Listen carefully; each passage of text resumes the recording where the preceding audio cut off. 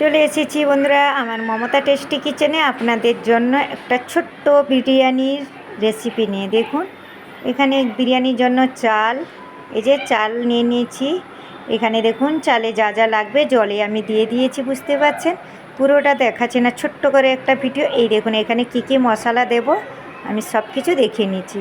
এই দেখুন আমাদের ভাত রেডি হয়ে গেছে। তারপরে দেখুন সর্ষের তেল দিয়ে দিলাম, যা যা মশলা দরকার সব কিছু দেখিয়েছি।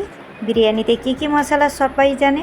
তো এখানে দেখুন একটু গ্যাসটা লো ফ্লেম করে আমি কিন্তু ভেজে নিচ্ছি। আশা করি ভালো লাগবে বন্ধুরা। দেখুন আমার পাশে থাকুন আর আমাকে সাপোর্ট করুন। এই দেখুন আমি পেঁয়াজ কুচি দিয়ে দিলাম।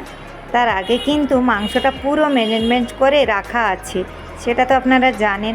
আগে থেকে আমাদের রেডি করতে হবে। এই দেখুন এখানে যা যা মশলা দরকার আমি সব কিছু দিয়ে এই দেখুন মাংসটা দিয়ে দিচ্ছি। অল্প অল্প করে দেখেছেন, আগে থেকে কিন্তু ম্যারিনেট করে রাখানো ছিল। তো অবশ্যই যদি রেসিপি ভালো লাগে আমার পাশে থাকুন।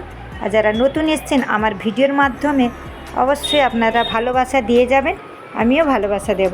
তো এখানে দেখুন অল্প কিছুটা ঘি দিয়ে তার সাথে দিয়ে অল্প মাংস দিয়ে ভাত দিয়ে আবার অল্প দিয়েছি, আমি দুপাট করেছি। দেখুন এখানে আবার ভাত দিয়ে দিয়েছি।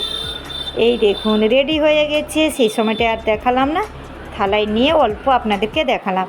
তার সাথে এখানে কিন্তু শসা, পেঁয়াজ, দই দিয়ে ধনেপাতা, কাঁচা লঙ্কা দিয়ে একটা রায়তা করা হয়েছে।